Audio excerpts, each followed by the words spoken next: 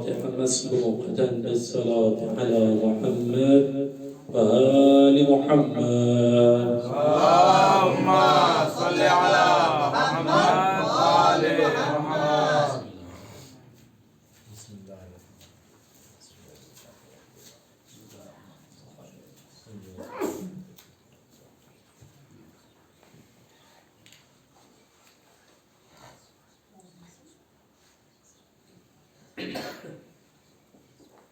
أعوذ بالله من الشيطان اللعين الرجيم.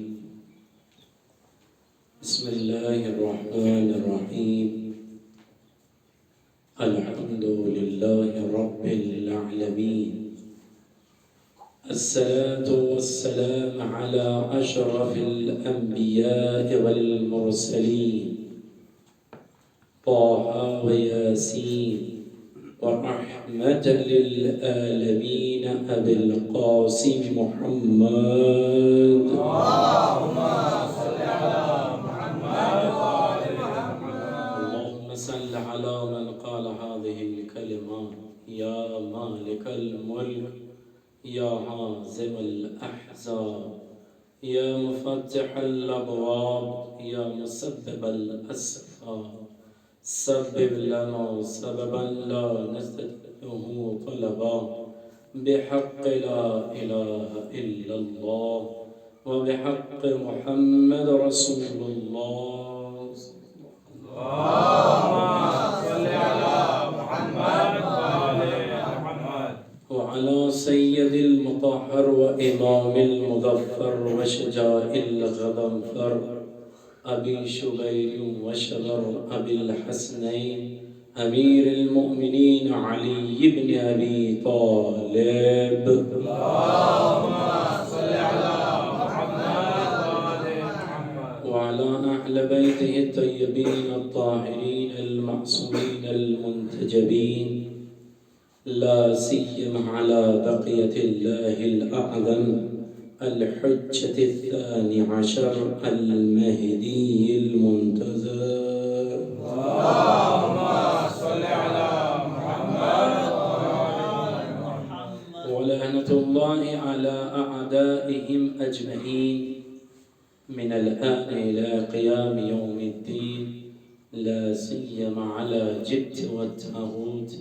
أما بعد فقد قال الله تبارك وتعالى في محكم كتابه المجيد وهو أصدق الصادقين. بسم الله الرحمن الرحيم. فاسألوا أهل الذكر إن كنتم لا تعلمون. صلوات محمد وعلى محمد. اللهم صل على محمد وآل محمد. قبل اس کے کہ کچھ باتیں عرض کروں آپ حضرات سے مؤدبانہ گزارش ہے. ایک مرتبہ سورہ حمد 3 مرتبہ سورہ اخلاص کی تلاوت فرما کر مرحوم و مغفور مولانا شیخ قاسم مہدی ابن جوہر علی کریمی جلال پوری نجفی کے لیے اظہار.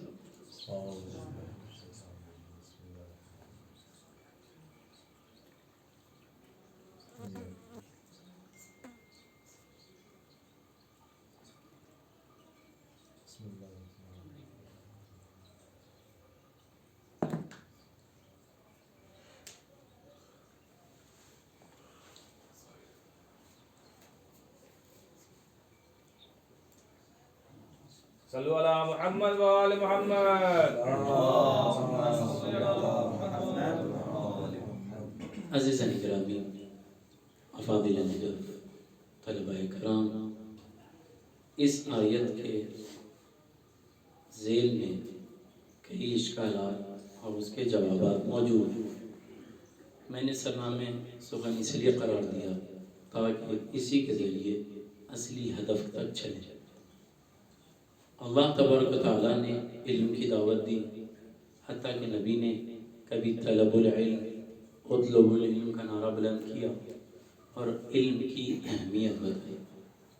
حتیٰ کہ یہ کہا کہ اگر کتابت اور قرآت پر قدرت نہ ہو تو کیا کرو؟ فاسألوا، پوچھ لو، شرمو مت. علم حاصل کرنے میں تکلف مت کرو، علم حاصل کرو.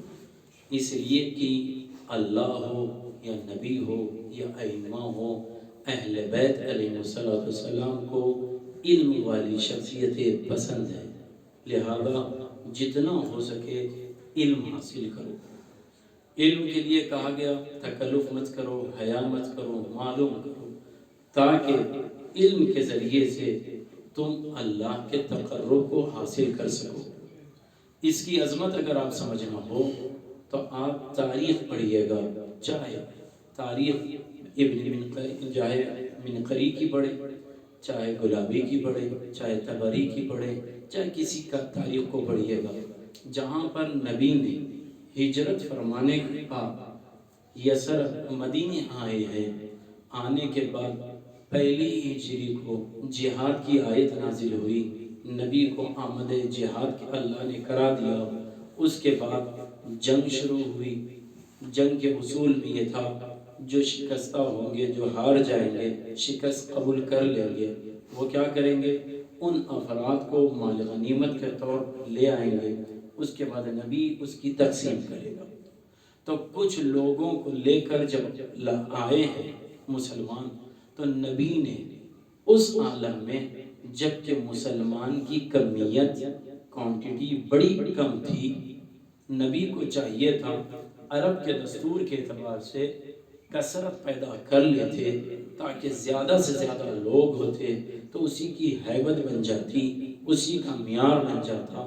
نبی نے اس عالم میں جب کمیت تھی تب بھی وہ لوگ جن کو اسیر بنا کر لایا گیا تھا، نبی نے کہا ان لوگوں سے جو اسیر بن کے آئے کہ تم میں کون پڑھا لکھا ہے، تو سب میں سے اکثر نے ہاتھ اٹھایا، تو نبی نے کہا میں تمہیں آزادی ایک قید کے ساتھ دوں گا۔ کہ کیسے؟ ذرا اس کی وضاحت کر دیں۔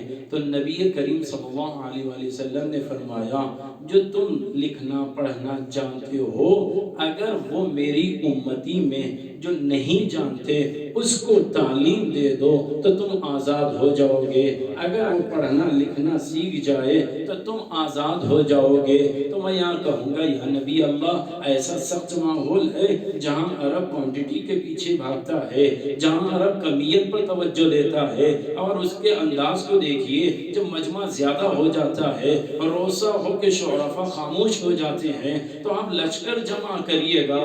نبی نے ایسی صورت میں لشکر جمع نہیں کیا بلکہ تعلیم پر زور دے کر کہا اگر علم والا ہوگا تو شریعت خود بخود قبول کر لے گا، جاہل شریعت قبول نہیں کر سکتا، اور دولت مند کا جس کو دولت کا نشہ ہوگا وہ علم نہیں حاصل کر سکتا۔ اسی لیے تاریخ اٹھا کر دیکھیے، صدر اسلام سے لے کر خیبت صغرا کے زمانے تک بہت سے لوگ آئے، اس کے بعد سے آج تک کا زمانہ اٹھا کر دیکھیے گا، غریب طبقے سے کوئی اٹھا ہے تب جا کر وہ کمال پا کر ایسا علامہ بنا ہے جس کی کتابیں پڑھ کر لوگ ہدایت یافتہ ہو گئے۔ اگر اس زمانے میں بھی شاہد مثال دیکھنا ہو تو کسی اور کا نہ دیکھو، آیت اللہ العظمیٰ سماعت الشیخ اسحاق فیاض کو دیکھو جو ایک کسان کے بیٹے تھے، لیکن باپ نے دریا پار کر کر بیٹے کو پہنچایا تو آج عراق کی حکومت اس کے قدمیں چومنے کے لیے تیار ہے۔ تو امام اور نبی نے یہ نہیں کہا کہ دولت سے انسان حکومت کرتا ہے، بلکہ امام نے بتایا علم سے حکومت ہوتی ہے۔ کبھی آپ نے دیکھا، بہت سے لوگوں کو آپ نے دیکھا ہوگا، یقیناً ہندوستان ہو یا کہیں اور، بالخصوص عراق میں مشاہدہ کیا ہوگا، کیا سلاطین امراء اغنیاء جب آتے ہیں تو لوگ پہلے ہی سے فہرست میں نام ہوتا ہے، یہ ملاقات کریں گے، اس صف میں یہ کھڑے رہیں گے، اس میں یہ ہوں گے، لیکن کبھی آپ نے یہ نہیں دیکھا ہوگا کہ عالم روزہ کے انتظار میں ہے، اغنیاء کے انتظار میں ہے، نہ، چاہے کتنا بھی پیسے والا ہو اس کو عالم کی ضرورت ہے۔ ابتدائے حیات سے انتہائی حیات تک کتنی بھی دولت ہو، جنازہ رکھا ہوگا یہی صدا آئے گی کسی عالم کو لاؤ تاکہ نماز ہو جائے۔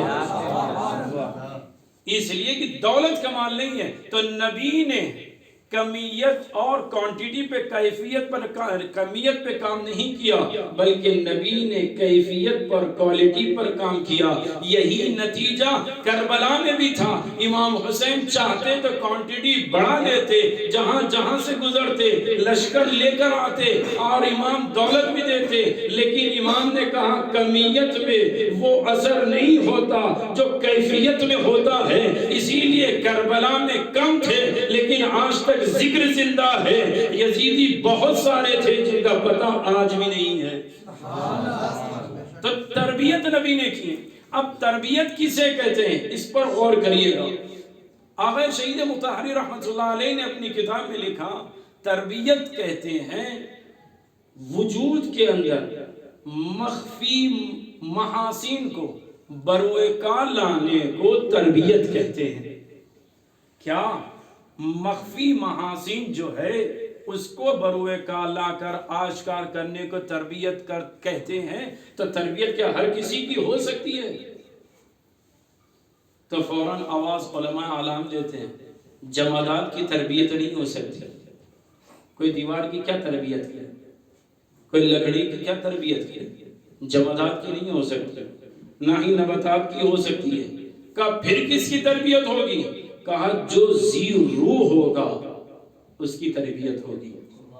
یعنی وجود کے اندر قاعدہ مقید کر دیا گیا، جو صاحب روح ہوگا، ذی روح ہوگا، اسی کی تربیت ہوگی۔ اب صاحب روح ہونا، ذی روح ہونا، اس کی تربیت ہوگی تو ہر کسی کی ہو سکتی ہے؟ کہتے نہیں، صاحب روح میں بھی شرط ہے۔ کہ کس چیز کی شرط ہے؟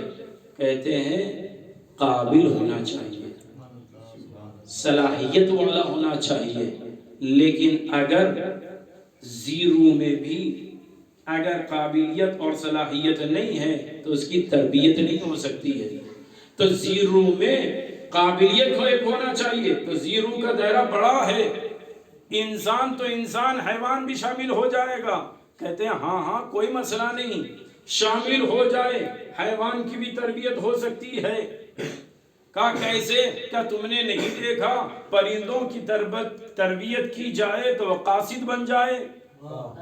اگر سرکس میں جانوروں کی تربیت کی جائے تو سائیکل بھی چلا سکتے ہیں، ایک ٹیبل سے دوسرے ٹیبل پہ بھی جا سکتے ہیں۔ یہ تربیت کا اثر ہے جو حیوان میں بھی ہو سکتا ہے۔ شریعت نے یہاں تک تربیت پر اہمیت دیتے ہوئے کہا پاک جانور معقول اللحم نہیں بلکہ نجیس العین جانور جسے کلب کہتے ہیں، اگر اس کی بھی تربیت کر دی جائے اور اسے بسم اللہ کہہ کر چھوڑا جائے، اگر وہ شکار کرے تو اس کا شکار پاک ہو جاتا ہے، حلال ہو جاتا ہے، کھانے کے لائق ہو جاتا ہے۔ کیوں؟ کہ اس لیے کہ یہ تربیت یافتہ ہے۔ تو پتہ چلا اگر تربیت یافتہ جانور نجیس العین بھی ہو تو اس کے شکار کے لیے حلیت کی روایتیں پائی جاتی ہے۔ تو اگر کوئی انسان ہو جس کے سر پر تاج اشرف المخلوقات ہو لیکن تربیت یافتہ نہ ہو تو سمجھنا وہ کتے سے بدتر ہے۔ ایک سلمان پڑھے محمد آل محمد پر۔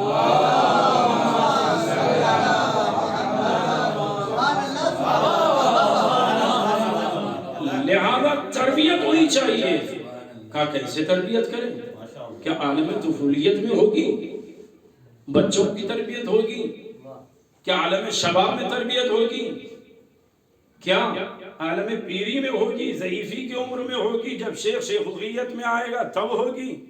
کہتے ہیں تربیت میں سن و سال معیار نہیں ہوتا، یا عام فہم عام لغت کو استعمال کروں، تربیت میں عمر کی کوئی اوقات نہیں ہوتی۔ اس لیے کہ تربیت ہر مرحلے میں ہو سکتی ہے، کسی بھی مرحلے میں تربیت ہو سکتی ہے۔ اب اس میں ایک چیز کو خاص توجہ دی جاتی ہے کہ تربیت کیسے ہوتی ہے۔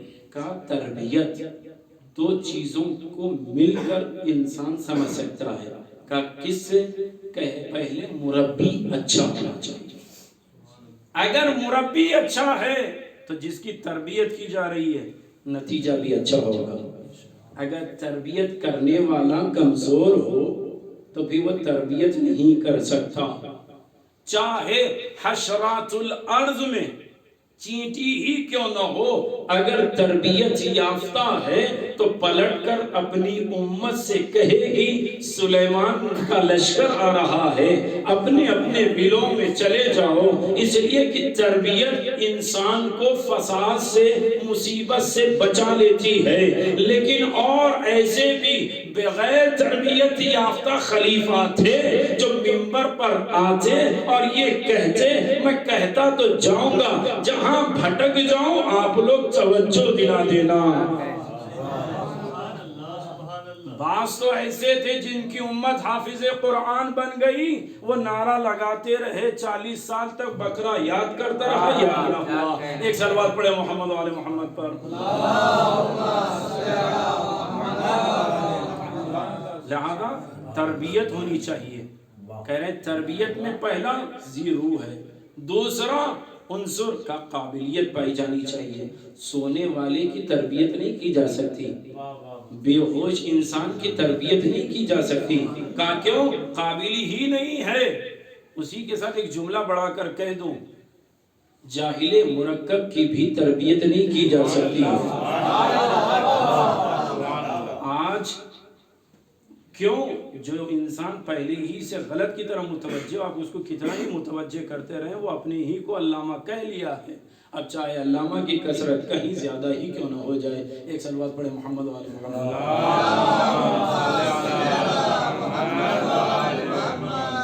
تو کہتے ہیں کہ قابلیت ہونی چاہیے، تبھی آپ اس کی تربیت کر سکتے ہیں۔ تو تربیت میں مربی کا ہونا، اچھا ہونا لازمی ہے۔ اگر مربی اچھا ہو تو کیا کہنے، کہ کیسے مربی ملے گا؟ کہ سب سے پہلے اسلام نے کہا ماں باپ کو کہ تم تربیت کرو، تم تربیت کرو۔ کوئی یہ نہ کہے ہم عالم ہیں تو اولاد کو تربیت کی ضرورت نہیں ہے۔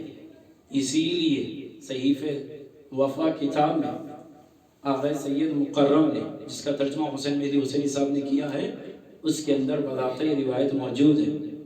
کس کے لیے؟ عام آدمی کے لیے نہیں، نبی امام، نبی کے وصی امام اول امیر المومنین کے لیے۔ کیا کہ مولا ابو الفضل العباس کو بلا کر آغوش میں بٹھایا اور تربیت کی۔ کس کی؟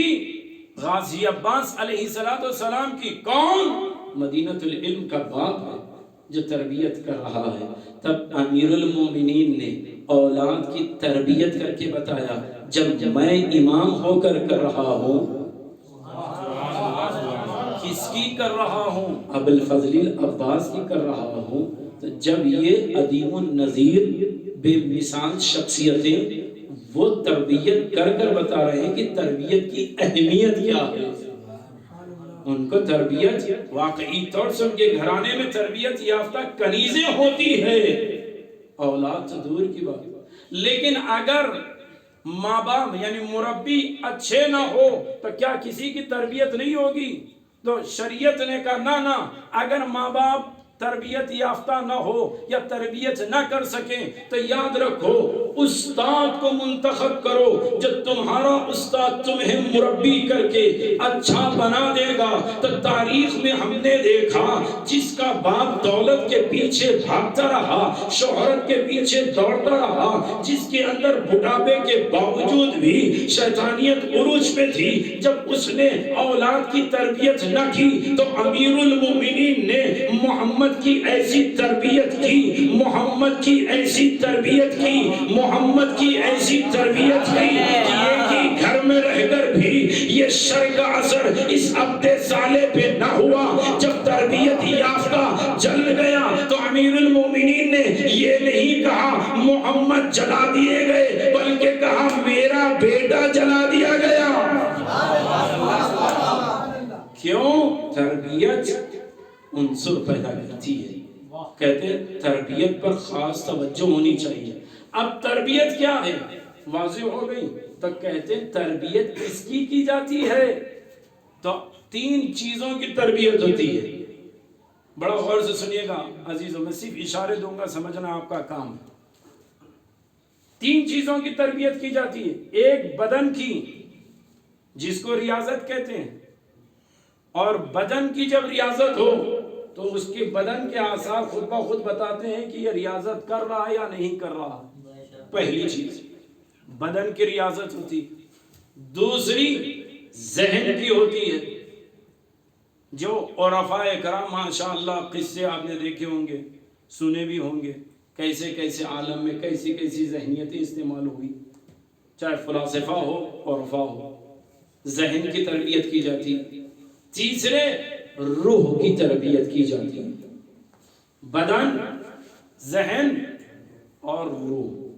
آج اس سخت ترین ماحول میں جسم کے خلاف بھی جراثیم پائے جاتے ہیں, ذہن کے خلاف بھی جراثیم پائے جاتے ہیں, روح کے خلاف بھی عناصر جراثیم پائے جاتے ہیں. کہا کیسے؟ کہا کچھ وہ ہے جو جسم کو بنانے کے لیے حلال و حرام نہیں دیکھتے,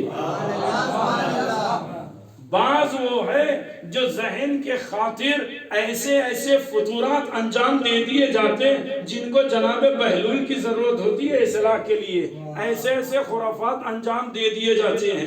بعض اس سے زیادہ تجاوز کر گئے, شریعت کا نام لیا, شیعت کا لبادہ اوڑا, روح کی پرواز کرتے ہوئے طریقیت فقیریت کا نعرہ اعضائے حسین میں لگا کر ہمارے ذہنوں کو اور بدن کو ایسی روح کی طرف متوجہ کر رہے ہیں جس کے یہاں خلا پایا جاتا ہے, جن کے یہاں وجدان کی کیفیتیں پائی جاتی ہے. لیکن یاد رکھیے اہل بیت نے اپنے شیعوں کو نہ جسمانی تعلیم میں چھوڑا ہے, نہ ذہنی تعلیم میں پیچھے رکھا ہے, نہ روحی تعلیم میں رکھا ہے, بلکہ کہا دیکھو یہ جسم بنتا ہے کس سے؟ کہا ذہن سے. کہا ذہن بنتا ہے کس سے؟ کہا روح سے. تو پہلا مقدمہ یہ ہے حلال غذا کھاؤ گے تو جسم حلال والا ہوگا تو ہدایت یافتہ رہو گے. بڑا غور سے جملہ سنیے گا بھی تو, اگر حلال غذا کھاؤ گے تو جسم میں حلالیت رہے گی تو تم میں واو و نصیحت کا اثر ہوگا. یہی فلسفہ امام حسین نے عاشور کے دن اعلان کرتے ہوئے کہا میں تم میں واو و نصیحت کب تک کرتا رہوں گا, تم پر کوئی اثر نہیں ہوگا, اس لیے کہ تمہارے شکم میں لقمہ حرام ہے. جب تک حرام ہوگا تمہارا ذہن کام نہیں کرے گا. لہذا شکم میں حرام خوری پر ہو چکی ہے, لہذا ذہن کام نہیں کرے گا. کہا ذہن اور کب کام نہیں کرے گا؟ کہا جب ذہن کے ساتھ جسم کے ساتھ ساتھ تحفظ کے ساتھ ساتھ اگر ذہن میں خود غرضی ہوگی, بڑا جملہ غور سے سن لیجئے گا, خود غرضی ہوگی, میں بچ جاؤں, میں پیسے والا ہو جاؤں, میں شہرت یافتہ ہو جاؤں, جہاں میں رہیں گے, انانیت رہے گی, شیخیت رہے گی, پھر وہاں پر وہی ہوگا. کذاب کو صدیق کہا جائے گا, فقیر کو غنی کہا جائے گا. غور سے سنیے گا دیکھو, اس لیے کہ جسم خراب ہو چکا ہے لقمہ حرام سے, اب ذہن بھی خراب ہو رہا ہے, اس لیے کہ چلنے والا نہیں ہے, شیخوخیت آ گئی ہے, انانیت آ گئی ہے, اب ذہن کام نہیں کرے گا. اب یہ نہیں دیکھے گا کہ یہ سید ہے, اولاد زہرا ہے, یہ نہیں دیکھے گا یہ عالم ربانی ہے, یہ نہیں دیکھے گا طالب علم ہے, بس یہ کہے گا میں ہوں, میں نے یہ کیا, میں ہوں, میں نے وہ کیا, میں ہوں, میں نے ایسا کیا, میں نہ ہوتا یہ نہ ہوتا, میں نہ ہوتا وہ کرتا. یہ انانیت چلی جاتی, لیکن یہ کس کے لیے ہے؟ یہ انانیت اس کے لیے ہے جس نے بیت المال لوٹ کر کھایا ہو. یہ انانیت اس کے لیے اچھی ہے جس کے اندر تعلیم اہل بیت نہیں ہے. یہ انانیت اس کے لیے اچھی ہے جس کے دل میں خوف خدا نہیں ہے. اب کیا ہوگا کہ اس انانیت کو دور کرنا ہو تو اپنے آپ کو مٹا دو. کہ کیسے مٹا دیں؟ کہا بھائی ہم زمین پر رہنے والے خطا کار انسان ہے. جب معصوم ملک آل محمد کے در پر آتا ہے تو وہ یہ نہیں کہتا میں آسمان پر رہنے والا ہوں, میں چوتھے آسمان پر رہنے والا ہوں, میں سدرۃ المنتہا کے قریب رہتا ہوں, عرش اعظم کو سنبھالنے والا ہوں, بلکہ زہرا کے در پر آتا تو کہتا میں یتیم ہوں, میں فقیر ہوں, میں اسیر ہوں. ایک سلوات پڑھے محمد آل محمد.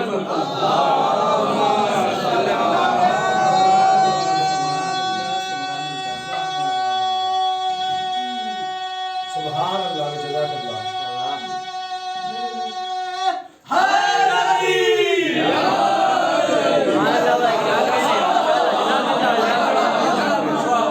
کہتے ہیں بدن کا تعلق ذہن سے، کہ ذہن کب صحیح ہوگا؟ کہ روح جب پاک ہو، کہ روح جب پاک ہوگی. اس لیے کہ سرائے سرمدی میں علامہ نے لکھا ہے کہ روح ایسا نور ہے جو پہلے ذہن کو منور کرتا ہے تب بدن منور ہوتا ہے.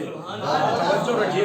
روح کیسے منور ہوتی ہے؟ کہا جب تم دنیا وما فیہا کی باتیں کرتے ہوئے یہ کہہ دو ہمیں دنیا سے تعلق کیا ہے، ہمیں اپنوں سے تعلق ہے، ہمیں یہ دیکھنا ہے کہ کس کے ساتھ کیسے رہنا ہے، خود غرضی کے ساتھ نہیں رہنا ہے، انانیت کے ساتھ نہیں رہنا ہے، شیخیت کے ساتھ نہیں رہنا ہے، غیبتیں کرتے ہوئے نہیں رہنا ہے، کسی سے حسد کرنا نہیں ہے، بلکہ جنہیں فداکار ہو جاؤ، چاہے کوئی ملے تو بس زبان پر کیا ہو، یا علی کا نعرہ ہو، چاہے تم چلو تب بھی کہو یا علی، ٹھوکر لگے تب بھی کہو یا علی، حضر میں ہو تو کہو یا علی، سفر میں ہو کہو یا علی، ہر دم علی کو پکارو. اس لیے کہ علی وہ ہے جو جسموں کو بھی صحیح کرتا ہے، ذہنوں کو بھی صحیح کرتا ہے. اس لیے کہ بعض اوقات علماء نے لکھا ہے نسل کے آثار ہوتے ہیں جو مولود پر ظاہر ہوتے ہیں، وراثت میں آتے ہیں، لیکن اگر علی علی کرتے رہو گے تو وہ اثر ختم ہو جائے گا اور تم میں وہ زبان آئے گی جو علی دین سمجھانے والے ہیں وہ سمجھ میں آ جائے گا. اب اندازہ لگاؤ عزیزو، جسم بھی پاک ہو، ذہن بھی پاک ہو، روح بھی پاک ہو، یہ کب ہو سکتا ہے؟ کہ تم جب غدیری بن جاؤ تو تم غدیری والے ہو جاؤ تو ہی تمہارا ذہن بھی پاک ہوگا، جسم بھی پاک ہوگا، روح بھی پاک ہوگی. عزیزو یہ کیسے حل ہوگا؟ یہ بات میں نے پرسوں کل بھی مجلس میں عرض کیا، آج پھر کہہ رہا ہوں کہ اس لیے کہ جسم جب ہوگا آرام چاہے گا، ذہن ہوگا تو انسان حکومت چاہے گا. اب ان دونوں کو ملا کر جب اللہ نے دیکھا تو جنت رکھا. تم آرام سے رہو، اطمینان سے رہو، تمہاری حکومت، تم جو چاہو گے وہ ہوگا. جنت رکھا. تو ہر انسان جنت جانا چاہتا ہے یا نہیں چاہتا؟ سخت گرمی میں کسی کو اے سی ہال میں رہنے کے لیے کہا جائے تو دوسری کی نوبت کا انتظار نہیں کرے، پہلے ہی چلا جائے گا. یا آپ کو بتا دوں اگر مجمع زیادہ ہو، تبرک جب تقسیم ہو، نیاز تقسیم کرنے والا ایک ہو تو کیسے لوگ اس پر گرتے ہیں تاکہ پہلے مل جائے نکل جائے. سخت ترین ماحول ہے. تو محشر میں ہم بھی ہوں گے، بابا بھی ہوں گے، دادا بھی ہوں گے، پردادا بھی ہوں گے، ہر امت ہوگی، جناب آدم سے لے کر آج تک کے انسان ہوں گے، ہر کوئی موجود ہوگا، ہر کوئی انسان موجود ہوگا، ہر کسی کی کیفیتیں موجود ہوگی. سختی کا عالم ہوگا، وہاں امتحان بہت سخت ہونے والا ہے، نام اعمال دیے جانے والے ہیں. اگر ایسے ماحول میں کوئی کہے کہ بھئی تم جنتی ہو، یہ تمہارا پروانہ ہے، تو کوئی رکے گا؟ کوئی نہیں رکے گا. لیکن عزیزو غدیر آنے والی ہے. غدیر میں امام نے ہمیں تربیت دی کیا؟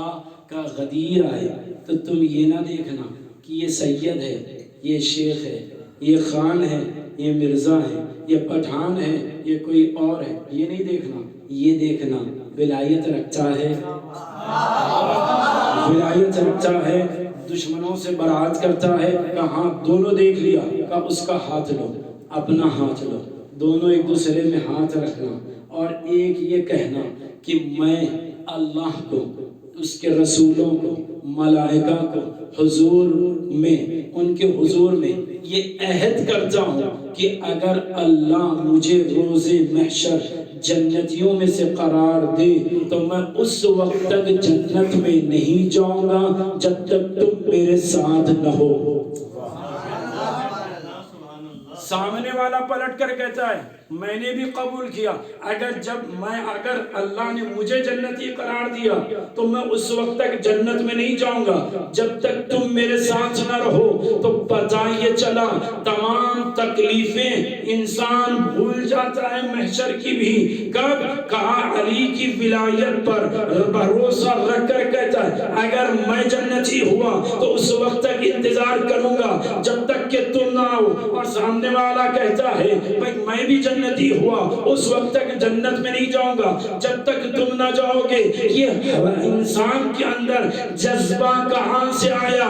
تو بعض علماء نے کہا یہ جذبہ شاید اس روایت سے آیا جہاں جناب زہرا کہہ رہی تھی کہ حسین جب تک تیرے رونے والوں کو جنت میں نہ لے جاؤں گی میں جنت میں نہیں جاؤں گی. امام نے کہا ولایت کا نعرہ لہنا اور حسین پر روتے رہنا زہرا تمہیں بھی لے جائے گی اور تمہارے ساتھی کو بھی لے جائے گی.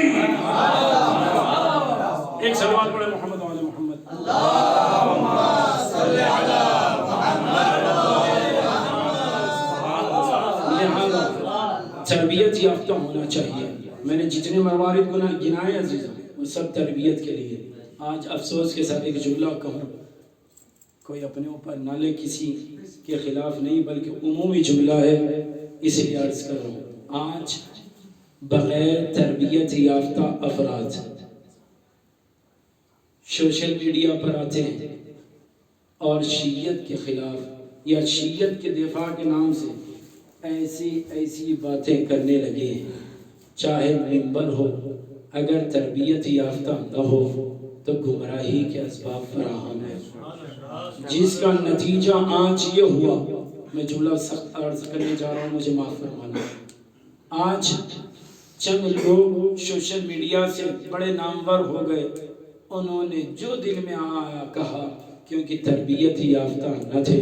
نتیجہ یہ ہوا اشرف جلالی کے مقدمے میں اس ملعون نے انہی کی ویڈیو پیش کی جو غیر تربیت یافتہ تھے جو حوزات کے پڑے ہوئے نہ تھے من گڑت قصے گڑنے والے تھے بے سر و پا گفتگو کرنے والے تھے.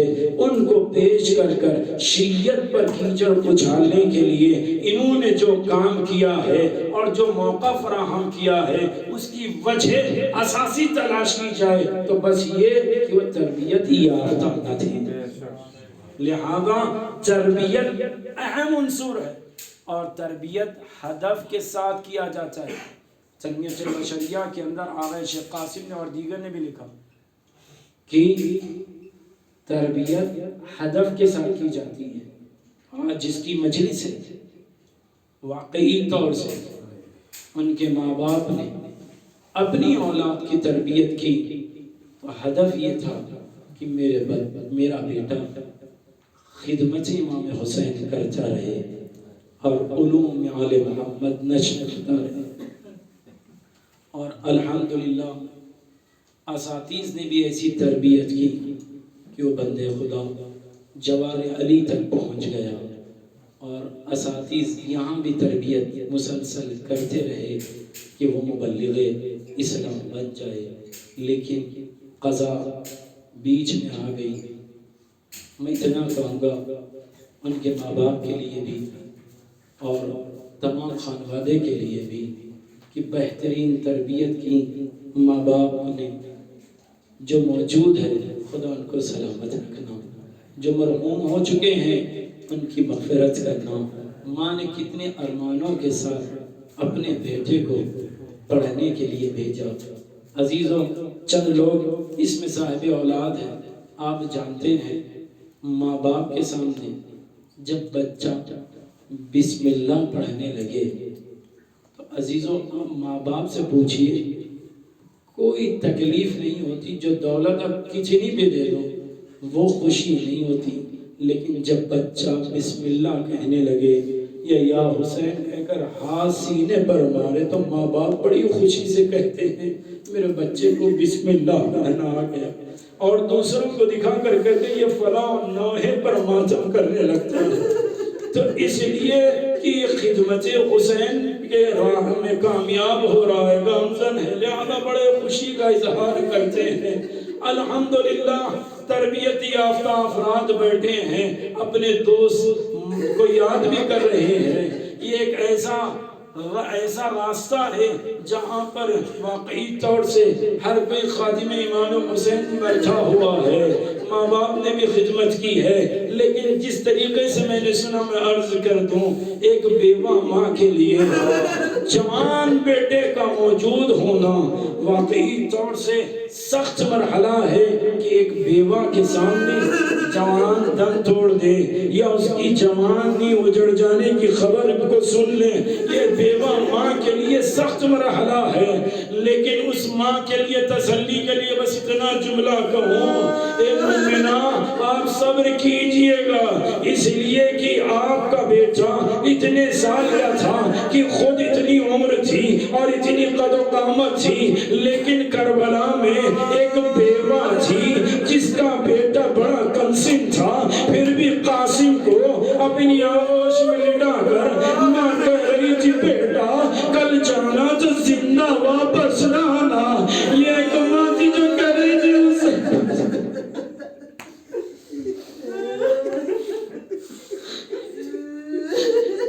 عزیزو کس طریقے سے ماں نے یتیم قاسم کو کہا قاسم جانا۔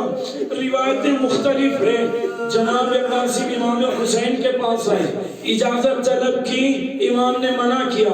آقا کاشف الغطا نے اپنے مقتل میں لکھا، ایک روایت یہ ہے کہ قاسم نے ہاتھ اور پیر پر بوسے دینے لگے، چچا مجھے اجازت دے دیجئے۔ تو ایک مرتبہ امام حسین نے سینے سے لگا کر ایک جملہ کہا، قاسم تو میرے بھائی کی نشانی ہو قاسم، جاؤ اپنے ماں کا خیال کر لو قاسم، یہ کہہ کر بھیج دیا۔ ایک روایت یہ کہ امام نے فوراً ہی منع کر دیا، قاسم تم نہ جانا۔ جیسے ہی قاسم واپس گئے، عزیز روایتیں اگرچہ کہ مختلف ہیں، کہتے ہیں جناب قاسم نے اپنے سر کو اپنے گھٹنوں پر رکھا، رونے لگے۔ بس باپ خواب میں آ کر کہتے ہیں کیا بات ہے قاسم؟ کہا بابا میری یتیمی کی بنیاد پر چچا حسین مجھے اجازت نہیں دیتے۔ کہا اے قاسم تعویذ کو کھول دے۔ جیسے ہی تعویذ کو کھولا، ایک جملہ لکھا تھا اور پورا پیغام لے جا کر حسین کو سنایا۔ اللہ اکبر۔ ابھی تو وہ دو روایتیں ختم مصائب، ایک روایت سنیے گا احمد قاسم، ایک روایت مقتل قاسم، بس دو روایتیں سن لیجیے۔ میں مصائب کو ختم کیا۔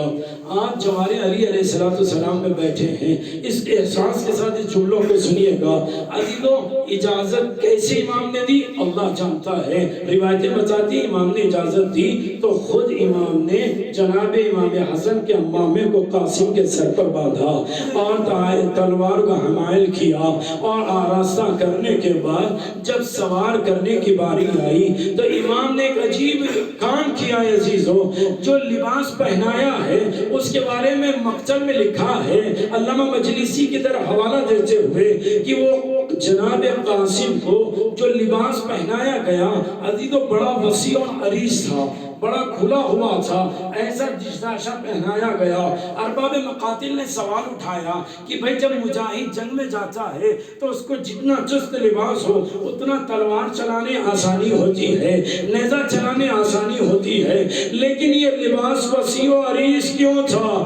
ارباب مقاتل نے کہا شاید اس لیے کہ حسین جانتے تھے یہ جب گرے گا تو گھوڑے گزر جائیں گے تو جنازہ ادھر ادھر نہ پھیلے، اس لیے لباس وسیع و عریض تھا۔ اللہ اکبر۔ اس کے بعد جناب قاسم کو لیا، گھوڑے پر سوار کیا اور رخصت کرنے کے لیے کہا خدا حافظ۔ جیسے ہی چند قدم بڑھے ہیں گھوڑے کے، امام نے آواز دی قاسم رک جاؤ۔ جناب قاسم رک گئے، دوبارہ قاسم کے قریب گئے، دو کام ایسے کیا جو کوئی کبھی سوچ نہیں سکتا۔ کہا کیا کیا؟ امام حسین نے قاسم کے گریبان کو چاک کر دیا۔ کہا کیوں؟ کہا اس لیے کہ جب مقتل میں جائیں گے قاسم تو جب دشمن یہ دیکھیں گے گریبان چاک ہے یعنی یتیم ہے تو اس پر اتنا عذاب اتنی مصیبتیں نازل نہیں ہوگی۔ ارے جیسے یہ سوچا امام نے کہا قاسم ایک کام کرو، امامے کے دو پہلو لیے، ایک سے چہرے کو ڈھانپا، دوسرا حلق پیچھے سے یعنی گردن کی طرف سے لے گئے، تحت الحنک کیا اور کہا خدا حافظ. اب جائے قاسم گئے. میں پوری روایتیں چھوڑ رہا ہوں عزیزو. حسین بلندی سے دیکھ رہے تھے، لڑتے لڑتے ایک مرتبہ قاسم کے پہلو میں یحییٰ ابن اشعث نے ایسا بالا مارا، یتیم گرا ہے. علامہ کہتے ہیں عمامہ جیسے ہی سر سے نکلا تو ظالم نے کیا دیکھا؟ قاسم کا چہرہ علی سے ملتا ہے. علی تو جملہ سننا، اگر آج بھی کسی شیعہ کو قتل کیا جاتا، یہ کہہ کر قتل کیا جاتا یہ علی کا ماننے والا ہے، یہ علی کا چاہنے والا ہے. ارے لعین نے قاسم کے چہرے میں علی کو دیکھا، خنجر نکالا اور بلند آواز سے کہا اس کا چہرہ اس سے ملتا ہے جس نے ہمارے باپ کو مارا، ارے ہمارے چچا کو مارا. بس یہ سننا تھا. حسین تیزی سے چلے، میرا قاسم، لیکن کیا ہوا؟ 1300 گھوڑے ادھر سے ادھر، ادھر سے ادھر. ارے قاسم کو آواز دے دے.